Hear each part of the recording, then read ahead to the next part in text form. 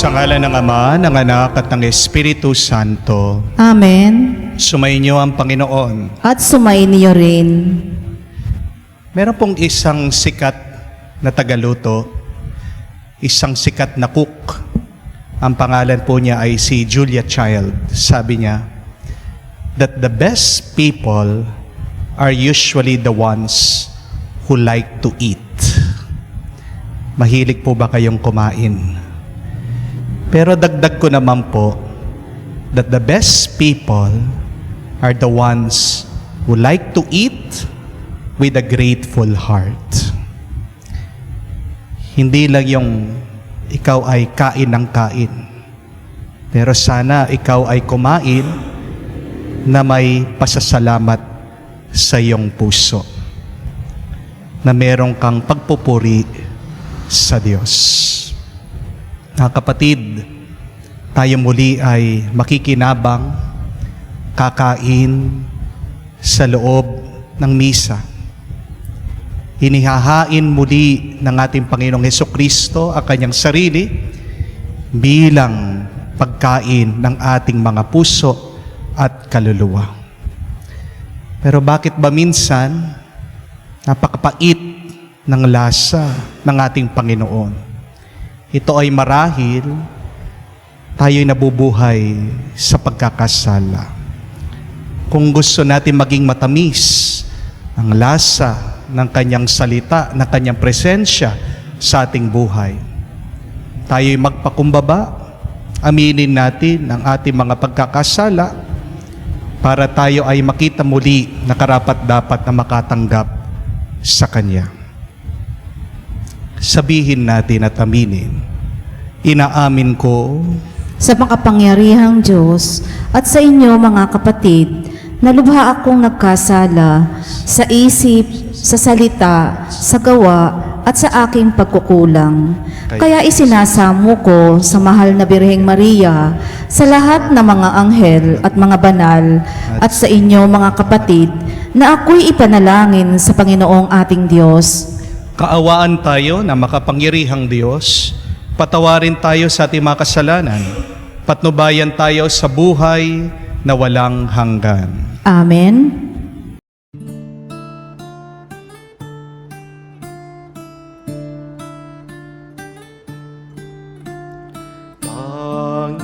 Panginoon, maawa ka. Panginoon, maawa ka.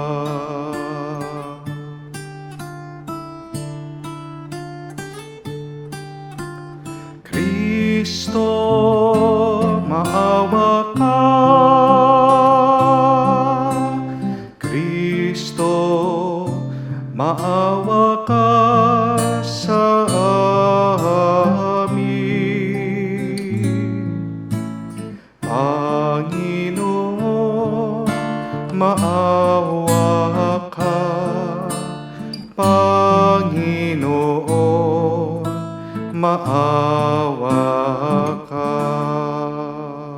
Gloria in excelsis Deo.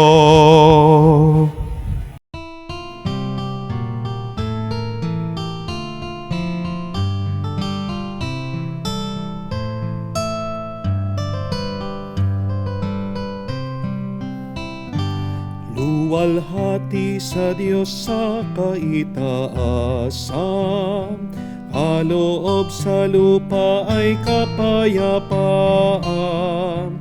Pinupuri ka't ipinagdarangal, sinasamba ka dahil sa dakila mong kalwalhatian.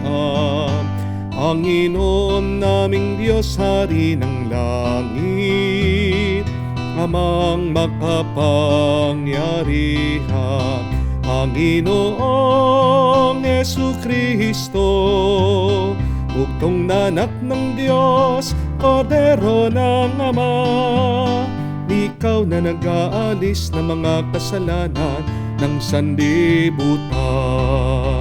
Tanggapin mo ang aming kahilingan, ikaw na naluluklok sa kanan ng Ama. Maawa ka sa amin, ikaw lamang ang banal, Panginoong Hesukristo, kasama ng Espiritu, sa luwalhati ng Ama. Amen, amen, amen, amen.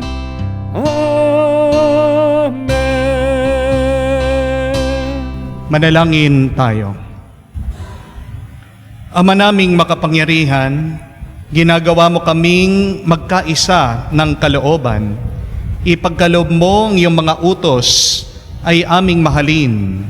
Ang iyong mga pangako ay hangarin naming tanggapin. Upang sa anumang pagbabago sa paligid namin, manatiling matatag ang aming loobin. Sa tunay na kasiyahang matatagpuan sa iyong piling, sa pamagitan ni Jesucristo, kasama ng Espiritu Santo, magpa sa walang hanggan. Amen.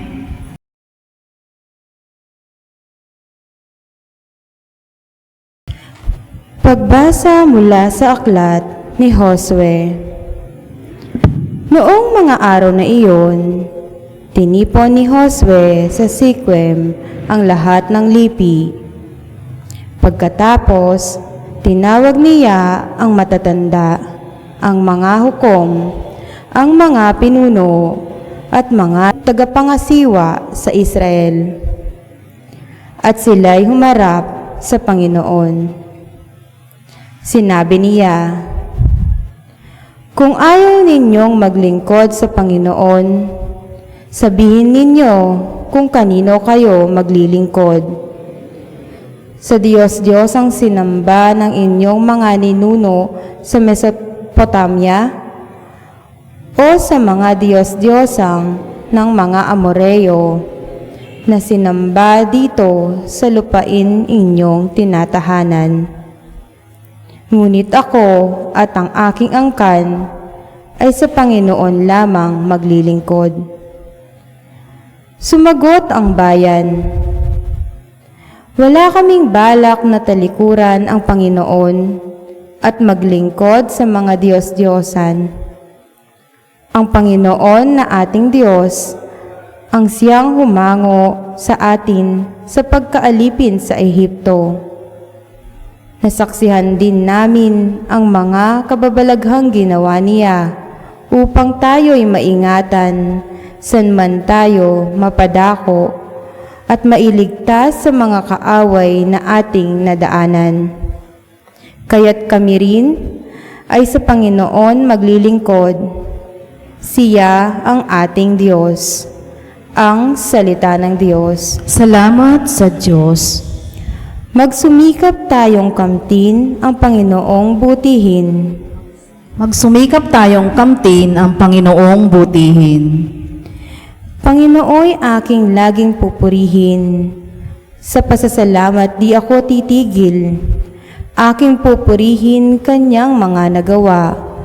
Kayong naapi, makinig, matuwa. Magsumikap tayong kamtin ang Panginoong butihin. Kinukupkop ng Diyos ang mga matuwid, at ang taghoy nila'y kanyang dinirinig. Nililipol niya yaong masasama, hanggang sa mapawi sa isip ng madla.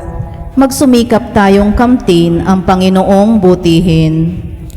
Agad dinirinig daing ng matuwid, inililigtas sila sa mga panganib. Tumutulong siya sa nasisiphayo, ang walang pag-asa'y hindi binibigo. Magsumikap tayong kamtin ang Panginoong butihin. Ang taong matuwid, masuliranin man, sa tulong poon agad maiibsan.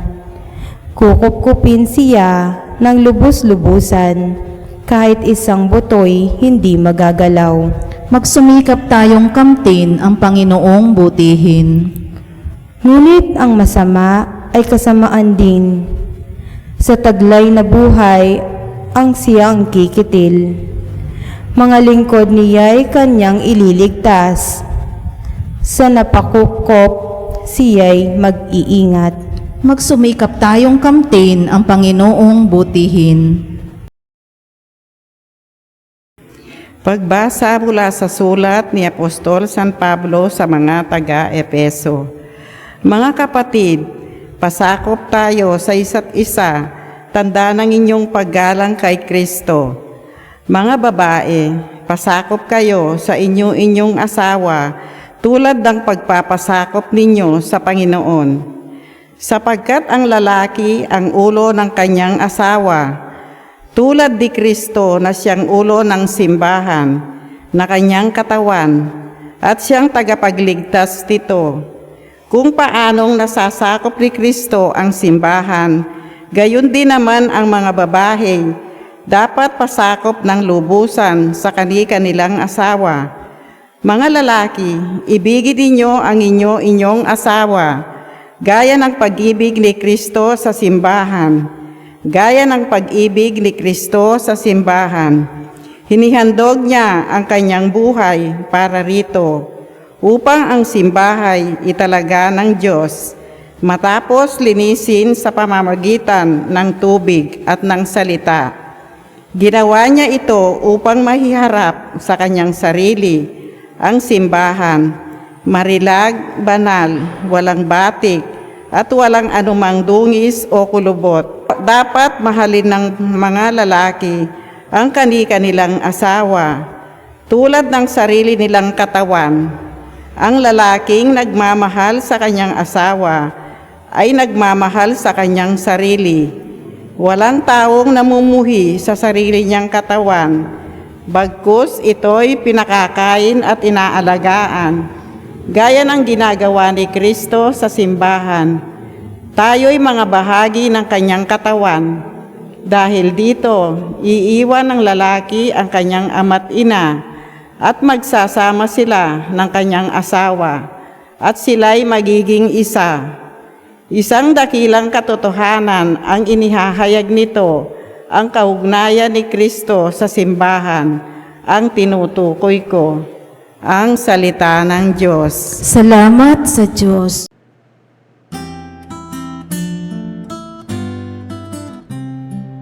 Alleluia, alleluia, alleluia, alleluia, alleluia, alleluia, alleluia, alleluia, alleluia,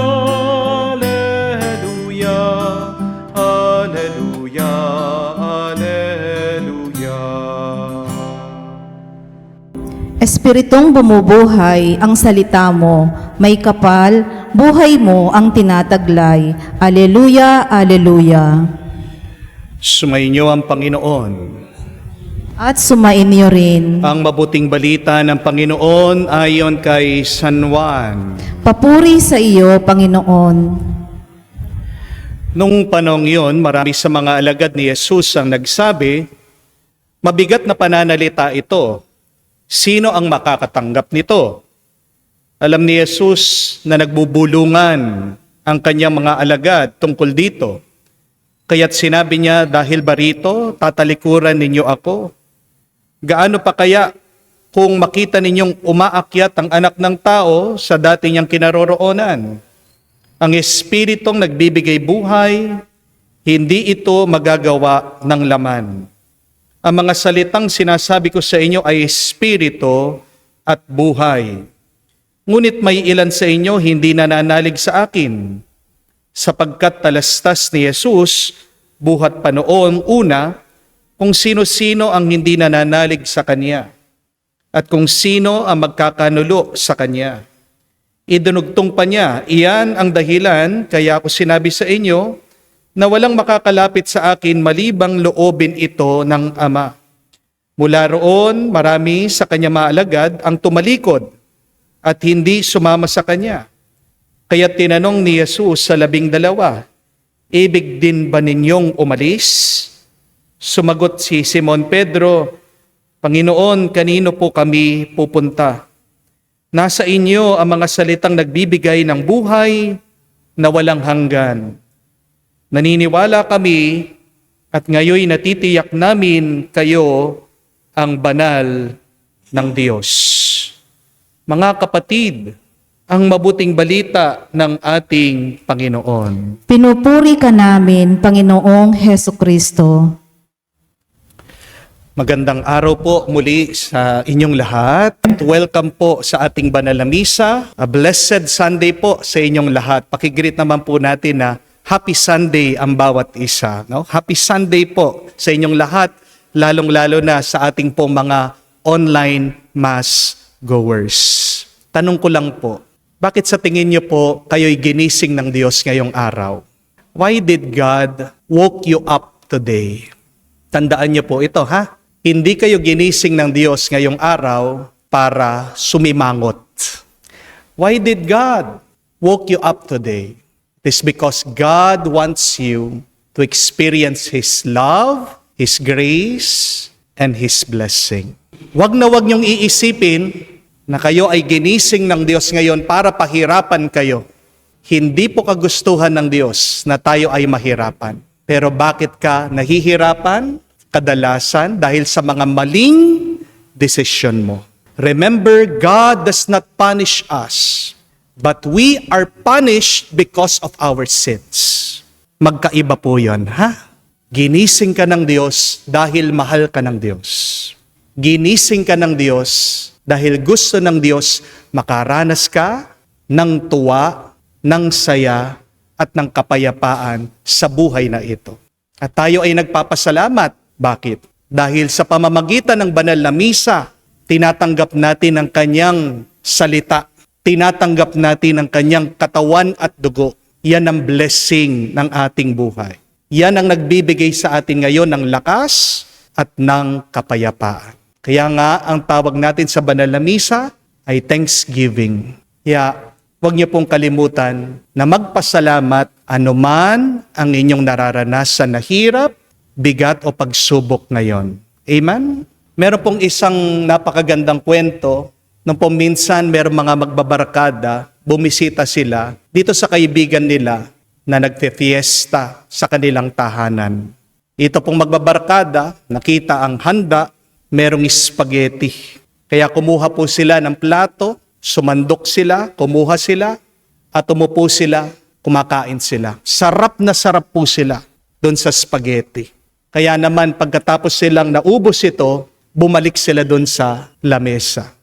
Pagbalik nila, nakita po nila yung lola ng kaibigan nila, hinahalo yung spaghetti. Sabi nila, Lola, bakit niyo po hinahalo yung spaghetti? Kanina pa po nahalo yan.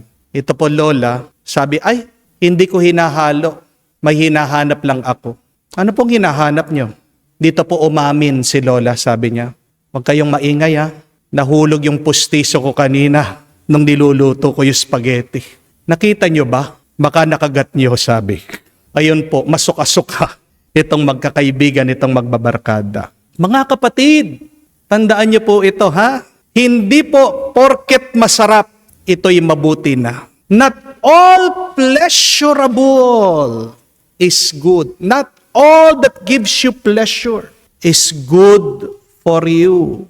Everybody seeks pleasure in our life. And yet, many times, we feel pleasure, but it does not give us lasting joy. Bakit po maraming mga mayayaman minsan nagpapakamatay? Nasa kanila ng lahat. Di po ba? Pero meron pa rin po tayong mababalitaan nagsusuicide. Because we are not made only for pleasure. What will sustain us? What will strengthen us? It is meaning. Ang dapat hanapin mo sa buhay mo. Hindi lang sarap ng iyong pangangatawan, kung hindi kahulugan. Bakit po minsan napapagod tayo? Hindi naman dahil sobrang dami ng ating ginagawa. Napapagod tayo dahil marami kang ginagawa, hindi mo maintindihan bakit mo ginagawa ang mga bagay-bagay.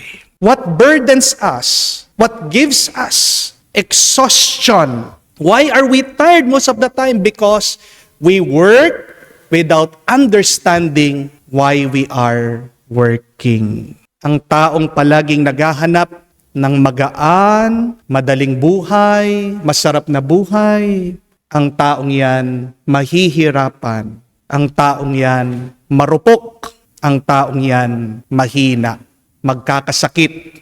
Madali ang mamamatay. Minsan, ang mga hindi po natin masikmura sa buhay, yan talaga yung nakakatulong sa atin at nakakapagpabuti. Di po ba? Sa atin pong ebanghelyo, maririnig natin ang pinaka nakakalungkot na kataga na pangungusap. Hindi ko po alam kung napansin nyo ito. Balikan nyo. Sabi, na pagkatapos daw nilang marinig ang turo ni Jesus, karamihan sa kanyang mga alagad, tinalikuran siya, iniwanan siya, at bumalik sila dun sa dati nilang pamumuhay. Napakahaba ng pagtuturo ng ating Panginoon. Pinapalinaw sa kanila, pero hindi nila pinakinggan ng mabuti. Hindi nila inunawa ng mabuti. Dahil dito, hindi na sila naging tapat sa Kanya. Umalis sila. Di po ba nakakalungkot yun? Dahil hindi mo maintindihan, dahil hindi mo masikmura, iiwanan mo. Kailangan nating maunawaan nito. Kahit na masakit, mahirap ang turo ng ating Panginoon, kalaunan yan ang makakatulong sa iyo. Yan ang makakapagpabuti sa iyo. Ang hirap sa mga tao, palagi naghahanap ng magaan, ng madali, at ng sandali. Tandaan niyo po, ang napakagandang kasabihan, that easy decisions equals to a hard life. But a hard decision equals to an easy life. Kaya nga po sabi ng ating Panginoon, kung iiwan natin ang lahat, ari-arian, kamag-anak, pamilya, ang ating posisyon sa lipunan, mahirap yan, masakit yan. Pero sa kahuli-hulihan, dodoblihin niya yan. Yung kapalit niyan, sobra-sobra pa. Before we can have a blessed life, before we can achieve and enter into eternal life, we need to swallow the hard and difficult pill of sacrifice, humility, and faithfulness to God. My dear friends, this is the invitation that sometimes we must embrace the pain in order to have a good gain. Unawahin niyo po, mga kapatid, not all pain is there to punish you. Hindi lahat ng mahirap sa buhay mo ay nandiyan para parusahan ka. Some pains, some problems, some burdens come into our life in order to help us, in order to improve us. There are pain that helps us to grow. Amen? Pag po nag-exercise tayo, di ba humihina ka? Pero ang nagpapahina sa'yo, yan naman ang nagpapalakas sa'yo, nagpapatibay sa'yo. Kapag nag-aaral ka, feeling mo, lalo kang nagiging bobo. Pasensya na po sa term. Pag nag-aaral ka, lalo kang humihina, nagiging mangmang sa isip mo. Pero, yung nagpapamangmang sa'yo, yan talaga yung nagpapatalino sa'yo. Kapag nag-iipon ka, di ba, nagiging mahirap ka, wala kang pera na magastos, na mailabas, tinatago mo. Pero yung nagpapahirap sa'yo, actually, yan yung nagpapayaman sa'yo. My dear friends, what makes you weak sometimes is actually making you stronger. What makes you dumb is actually making you smart. What makes you poor actually is making you rich. Kaya kung gusto mong maranasan yung masarap na kinabukasan, kailangan ngayon pa lang matuto ka ng magtiis sa hirap. A moment of pain is always worth 8,000 lifetime of glory. Kaya mga kapatid, huwag niyo pong isipin na ang lahat ng dumarating sa ating buhay ay parusa at pabigat. Do not treat everybody, every experience as a problem or your enemy. May napakaganda pong kwento tungkol po sa mga matching nung minsan, naiinis po sila dahil pag pumupunta po sila doon sa bukid, kumukuha po sila ng mga mais. Darating po ang tagapagbantay, binabawal sila, tinataboy sila. Pero isang araw, nabalitaan po ng mga matching, yung nagbabantay po doon sa bukid, namatay. Ano pong ginawa nito mga matching? Nagdiwang sila. Tawa sila ng tawa. Napakasaya nila. Ilang mga araw, napansin ng mga matsing na yung mga nakatanim na lanta. Ilang buwan, napansin ng mga matsing na wala na pong tumubo doon sa bukid. At doon po naunawaan, naintindihan ng mga matsing. Yung nagbabawal pala sa kanila, yung magsasaka. Dahil namatay yung magsasaka, wala na pong nagtatanim. Dahil wala na nagtatanim, wala nang mais. At dahil wala nang mais, wala na makain ang mga matsing. Lalo po silang nagutom. I think that is a very important lesson that we need to understand. Not all that you consider as an enemy is your opponent. Not all of the pain is really a punishment. Yung akala mo, kaibigan mo, kalaunan, hindi naman pala makakatulong sa'yo yan. Meron tayong mga kaibigan na pinipigilan tayo sa ating paglago, sa ating pag-asenso. Pag yung kaibigan mo, palagi nila sumasang-ayon sa iyo, medyo lumayo-layo ka. Kasi hindi ka na niya china-challenge. At pag walang challenge sa buhay mo, di ba, paano ka magtatagumpay? Paano ka makakalayo sa buhay? Magandang itanong, ano po ba yung mga hindi natin masikmura sa buhay natin? Magandang isipin, pag meron kang hindi matiis sa buhay mo, huwag mong tatapon yan. Dahil dalawa lang ang pwedeng silbi niyan sa buhay mo, kaya pinapadala ng Diyos. Yung mapait, yung maasim na karanasan, pwedeng maging gamot o pwedeng maging vitamins. Amen? Para saan ang gamot? Para gumaling ka. Para saan ang vitamins? Para lumakas ka. Kailangan mo pa bang maunawaan kung paano ginawa yung gamot, yung vitamins, para tanggapin mo? Di ba hindi? Merong mga eksperto, sila na yung nag-aral para mabuo yung gamot at vitamins.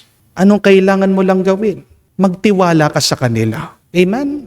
Yan ang problema na napakarami sa atin. Nagkukulang tayo sa tiwala. Gusto kasi natin na palagi malinaw ang lahat. Pero mga kapatid, imposible yon. Hindi naman sa lahat ng pagkakataon na maiintindihan mo ang lahat ng bagay sa buhay mo. Hindi naman sa lahat ng pagkakataon mauunawaan mo lahat ng mga tao sa buhay mo. Dahil po ba, hindi mo maintindihan yung asawa mo, hindi mo na siya mamahalin? Amen? Hindi mo siya maunawaan o nauunawaan mo, mamahalin at mamahalin mo ang taong yan. Kailangan ka lang magtiwala. Kapatid, magtiwala ka sa Diyos at ituturo niya sa iyo ang daan para ikaw ay pagpalain niya muli. Nung minsan, ako po ay nagmimisa. Bigla-bigla, meron tao na dumating, pansin ko, umupo siya sa likod. Doon po, malapit sa pintuan ng simbahan. Umiiyak siya. Pagkatapos po ng misa, nilapitan ako. Nagpapasalamat. Sabi niya, Father, sa totoo lang po, wala akong balak na pumunta dito sa simbahan. Napakabigat po ng aking problema. Hindi ko po alam kung anong aking gagawin. Sumakay po ako sa kotse, nag-drive lang po ako, paikot-ikot ako, para lang po maging malinaw ang aking isip, para makalimutan ko ang problema. Hindi ko po ba alam, Father, bakit nung napadaan ako dito sa simbahan, parang merong humila sa akin. Kaya huminto ako, pumasok ako, nabigla po ako na nagmimisa pala kayo. At yung hinahanap kong sagot, narinig ko po dun sa pag-humili nyo. Maraming salamat po, Father. Sabi ko po, alam nyo, magpasalamat ka sa Diyos. Dahil lang Diyos ang naghanap ng daan para makita mo ang simbahan na ito, ang Diyos ang gumawa ng paraan para marinig mo yung mensahe na kailangan mong marinig. Mga kapatid, di naman natin kailangan maintindihan ng lahat. Kailangan lang natin ay magtiwala tayo. Pag nagtiwala tayo, diyan pa lang makakagawa ng milagro, diyan pa lang tayo nakakatanggap ng bendisyon at pagpapala galing sa Diyos. Ano man ang pinagdadaanan mo ngayon, dalawang bagay ang pwede mong magawa. Una, magpakumbaba ka. Be humble always. Because when you have pride, remember, God cannot enter into your life. Pag puno ka ng kataasan ng loob, hindi makakapasok ang Diyos sa iyo at hindi ka niya matutulungan. Amen? But secondly, be thankful. Pag nagpapasalamat ka, mabigat man ang buhay, gagaan yan. Pag nagpapasalamat ka, nalulungkot ka, magiging masaya ka. Hindi mo man gusto yung nangyayari ngayon sa buhay mo. Yan ang dalawang tulong sa iyo. Yan ang dalawang gamot. humility and gratefulness. Kaya nga, dalawang magandang dasal po. Kung ano man ang pagsubok o problema, ano man ang karanasan na hindi mo masikmura ngayon, nung kailangan mo sabihin sa iyong panalangin. Number 1, say, I accept, Lord. Tinatanggap ko po. But secondly, say, thank you, Lord. Salamat po, Panginoon.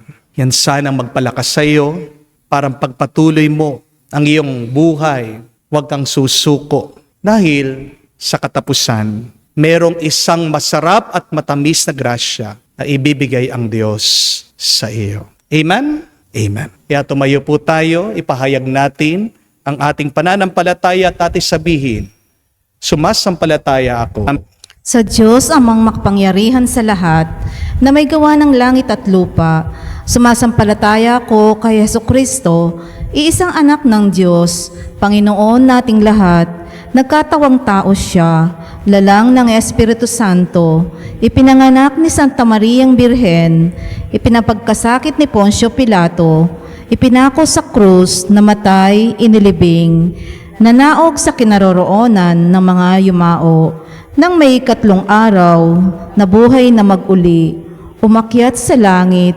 naluluklok sa kanan ng Diyos, amang makapangyarihan sa lahat.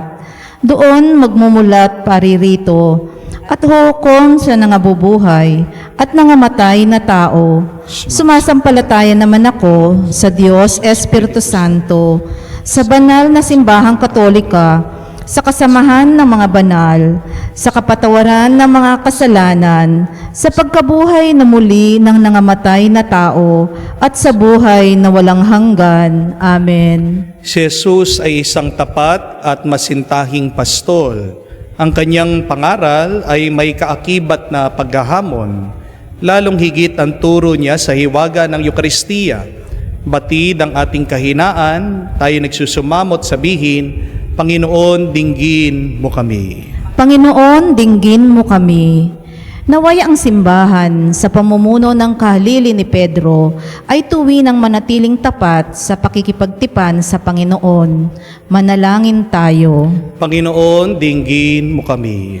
Naway palagi ang maalala ng mga Kristiyano na natutuksong sumunod sa masamang halimbawa ng mga taong di tapat at immoral ang kanilang mga pangako sa kanilang binyag. Manalangin tayo. Panginoon, dinggin mo kami. Naway sa pamamagitan ng tapat na pagmamahalan, ang mga mag-asaway magpatotoo sa pagmamahal na nagbubuklod kay Kristo at sa simbahan. Manalangin tayo. Panginoon, dinggin mo kami. Sa katahimikan po ng ating puso, banggitin din natin sa Diyos ang ating mga personal na pangangailangan.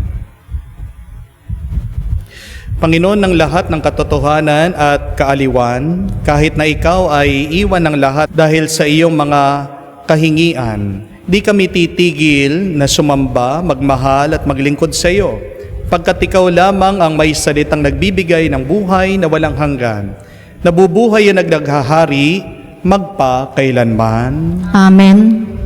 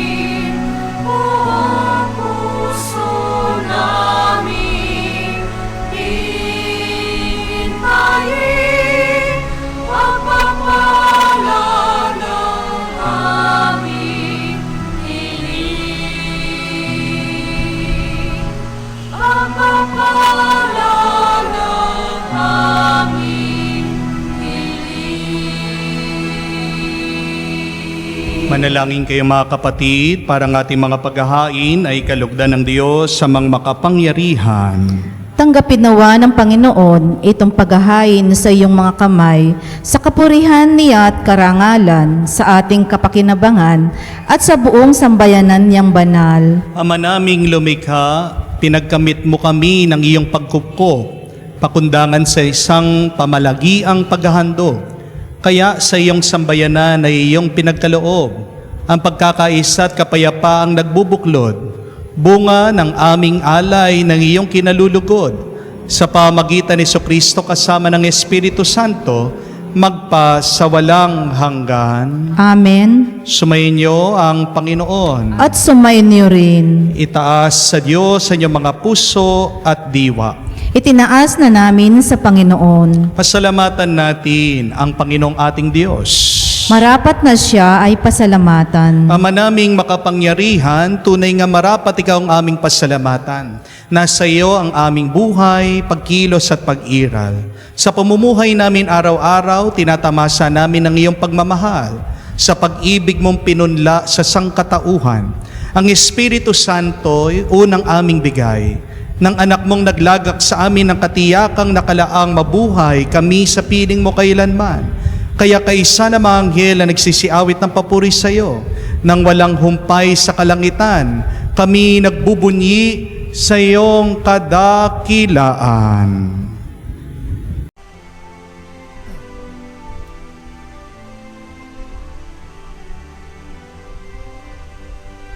Santo, Santo, Santo, Panginoong Diyos ng mga hukbo, napupuno ang langit at lupa ng kadakilaan mo.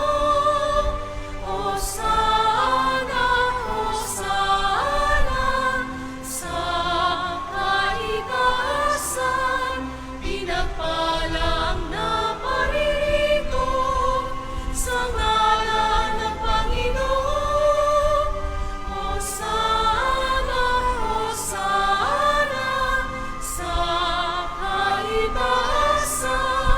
Hosana, Hosana, sa kaitaasan.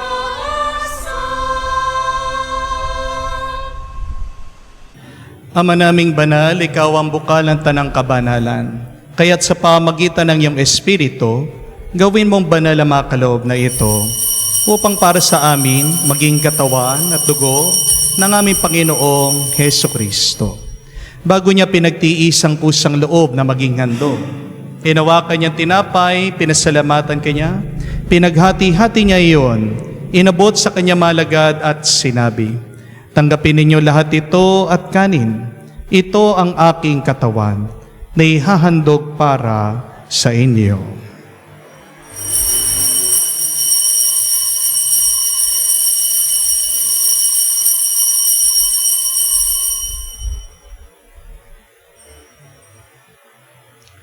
Gayon din naman na matapos ang hapunan, hinawakan niyang kalis, muli kanyang pinasalamatan. Inabot niyang kalis sa kanyang malagad at sinabi, "Tanggapin ninyong lahat ito at inumin. Itong kalis ang aking dugo ng bago at walang hanggang tipan. Ang aking dugo na ibubuhos para sa inyo at para sa lahat, sa ipagpapatawad ng mga kasalanan. Gawin ninyo ito sa pag-alaala sa akin."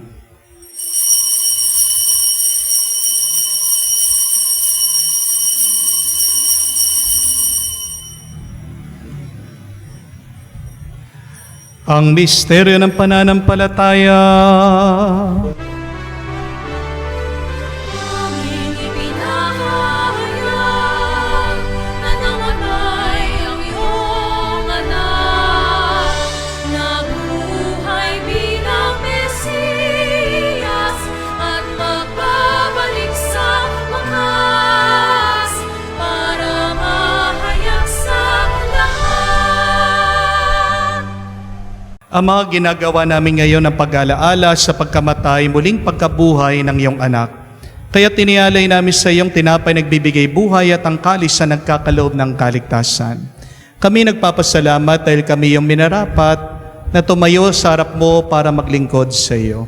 Sinasamo namin kami magsalo-salo sa katawan at dugo ni Kristo ay mabuklod sa pagkakaisa sa pamamagitan ng Espiritu Santo. Mamalingapin mong iyong simbahan laganap sa buong daigdig. Puspusin mo kami sa pag-ibig. Kaysa ni Francesco, ang aming Papa, Florentino, aming Arsobispo, at ng Tanang Kaparian. Alalahanin mo rin ang aming mga kapatid na nahimlay, may pag-asang muling mabubuhay. Gayon din naman lahat ng mga pumanaw. Kawan mo't sila't patuloyin sa iyong kaliwanagan.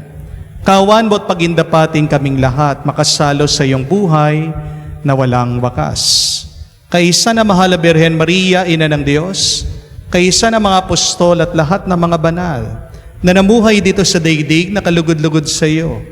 May pagdiwang nawa namin ang pagpupuri sa kararangal mo sa pamamagitan ng iyong anak kaming Panginoong Heso Kristo. Sa pamamagitan ni Kristo, kasama niya at sa Kanya, ang lahat ng parangal at papuri ay sa iyo, Diyos Ama, makapangyarihan, kasama ng Espiritu Santo, magpasawalang hanggan. Amen, amen, amen. Sa nakakagaling na utos sa turo ni Jesus sa Panginoon natin at Diyos, ipahayag natin ang lakas loob.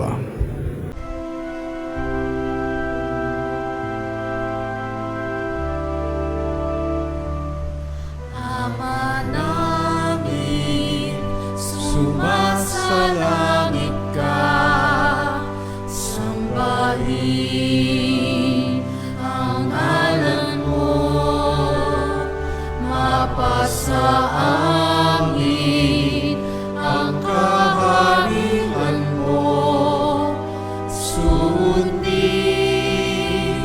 ang loob mo dito sa lupa para nang sa langit. Bigyan mo kami ngayon ng aming kakanin sa araw-araw at patawarin mo kami sa aming mga sala para ng pagpapatawad namin sa nagkakasala sa amin. At huwag mo kaming ipahintulot sa tukso, at iadya mo kami sa lahat ng masama. Hinihiling namin kami, Adya, sa lahat ng masama, pagkalooban ng kapayapaan araw-araw, iligtas sa kasalanan, ilayo sa lahat ng kapahamakan, samantalang aming pinanabikan ang dakilang araw ng pagpapahayag ng tagapagligtas naming si Heso Kristo. Sapagkat iyo ang kaharian at ang kapangyarihan at ang kapurihan magpakailanman. Amen. Panginoong Heso Kristo, sinabi mo sa mga apostol, kapayapaan ang iniiwan ko sa inyo, ang aking kapayapaan binibigay ko sa inyo. Tungayan mong aming pananampalataya, huwag ang aming pagkakasala. Pagkalooban mo kami ng kapayapaan at pagkakaisa, ayon sa iyong kalooban, kasama ng Espiritu Santo, magpa sa walang hanggan. Amen. Kapayapaan ng Panginoon ay laging sumainyo. At sumain niyo rin. Magbigayan po tayo ng kapayapaan sa bawat isa. Peace with you po, kapayapaan po sa inyong lahat.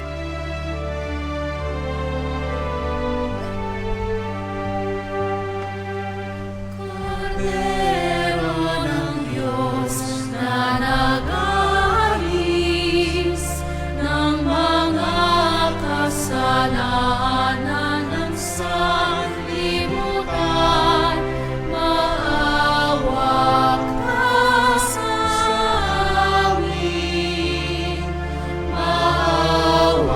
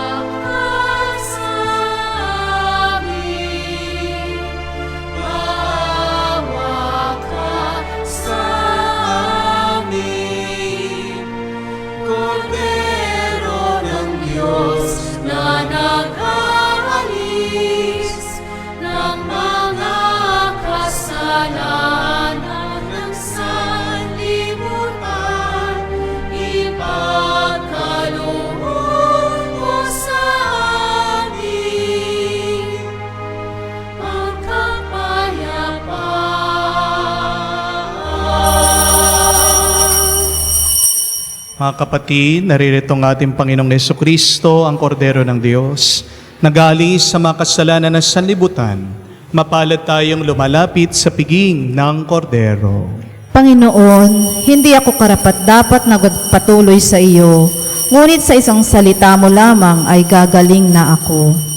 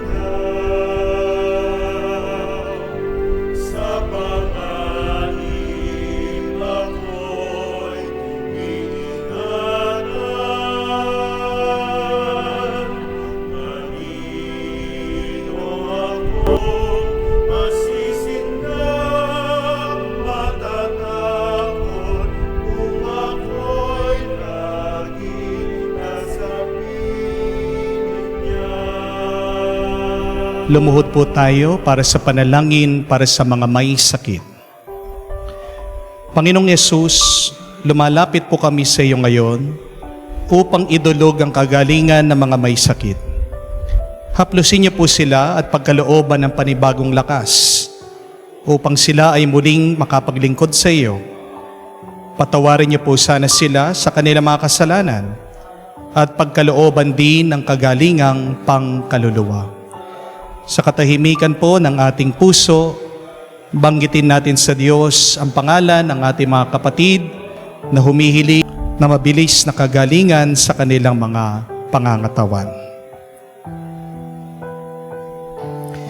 Hinihiling namin ito sa ngalan ni Kristo, aming Panginoon. Amen. Panalangin para sa mga OFW. Ama, pinapanalangin namin sa iyo ang natatanging kahilingan ng lahat ng mga nagtatrabaho sa ibang bansa. Tulungan mo sila bawat sandali ng kanilang buhay habang nasa ibang bansa. Palakasin mo sila kapag pinanghihinaan sila ng kalooban. Pagalingin mo sila tuwing nagkakasakit. Aluin mo sila kapag nalulungkot sila.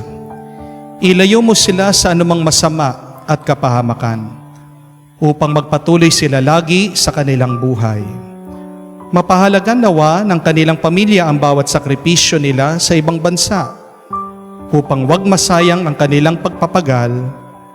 Kaawaan at pagkalooban mo ng biyaya ang lahat ng mga OFW, dahil sa iyo lamang aasa at wala ng iba pa. Ang lahat ng ito ay aming sama-samang panalangin sa ngalan ni Jesus. Amen. Banal na mukha ni Jesus, kaawaan mo kami. Manalangin tayo. Ama naming mapagmahal, lubusin mo sa amin ang kagalingang bigay ng iyong pag-ibig na ngayon pinagdiriwang, at kami naway magkaroon ng ganap na kaunlaran upang sa lahat ng aming pinagkakabalahan, ikaw ang aming magbigay kasiyahan sa pamagitan ni Jesucristo kasama ng Espiritu Santo magpa sa walang hanggan. Amen. Ang tao daw po ay parang pagkain. People are like food. Kung paano ang ating Panginoon dumating sa atin, pinapahiwatig niya na siyang tinapay ang pagkain ng buhay. Magandang pananaw, magandang pagtingin, na lahat sana na nakakasalamuha natin ay tratuhin nating pagkain. Una, ang turo ng mga matatanda sa atin, ang pagkain ay huwag mong sayangin, huwag mong paglalaroan. Naway sa ating mga kapatid, lahat ng mga tao na ating makakaharap, gusto mo man o ayaw mo man, huwag mo sana silang baliwalain. Pahalagaan natin ang presensya ng bawat isa. Pero pangalawa, mag-ingat tayo sa mga tao na ating nakakasalamuha. Kung sabi ng doktor, be careful with your diet, ang gusto ko rin naman sabihin, be careful with who you are with. Dahil ang mga tao, kung sila ay parang pagkain, mayroon din silang epekto sa ating isip, puso at pagkatao. Who is in your diet? Sino mga tao na nandyan sa inyong mga isip, puso at kaluluwa? Nakakaapekto, nakakapagbigay sa inyo ng tuwa at lungkot. Kahuli-hulihan, kung ang tao ay pagkain ay may silbi lang kung ito ay binibigay, binabahagi. Kung itatago mo ang pagkain, masisira yan, ma-expire yan. Walang halaga, walang kwentang ating pagkatao kung tinatago lang natin at kung sinasarili natin. Yan nga, napakaganda ng unang pagbasa, si Joshua, sabi niya, "As for me and my house, we will serve the Lord." Walang kahulugan ng buhay. Wala itong katuturan. Wala itong pupuntahan. Kung hindi mo ito binibigay, binabahagi, kung hindi ka nakakatulong sa iba. Kung para sa sarili mo lang ang buhay na yan, ano ba ang pagkakaiba mo sa dumi, sa bato? Pabigat ka lang sa buhay at mundong ito. Kapatid, kung tayo ay nakatanggap ng tunay na pagkain galing sa langit ang ating Panginoong Hesukristo, magsilbi sana tayong pagkain sa iba para po sa ating assignment. Sinong pwede mong matulungan ngayon? If you want to serve God, first start serving others, serving those who are close to you. Ano ang nakasulat sa Biblia din? Walang kwentang ating pananampalataya kung pinapabayaan natin ang ating mga pamilya. Nagiging makahulugan ang ating pananampalataya kung ito ay nakikita at nararamdaman sa ating kilos, sa ating gawa. Kung tayo ay nakakatulong at nakakapaglingkod sa ating mga kapwa. Who can you serve today? Who can you help today? Magsilbi sana tayong pagkain na magpapabusog sa iba. Sumainyo ang Panginoon. At sumainyo rin. Kayo ay basbasan ng Diyos sa makapangyarihan sa lahat, sa ngalan ng Ama, ng Anak, ng Espiritu Santo. Amen. Ang ating misa ay natapos na. Humayo kayo sa kapayapaan ni Kristo. Salamat sa Diyos.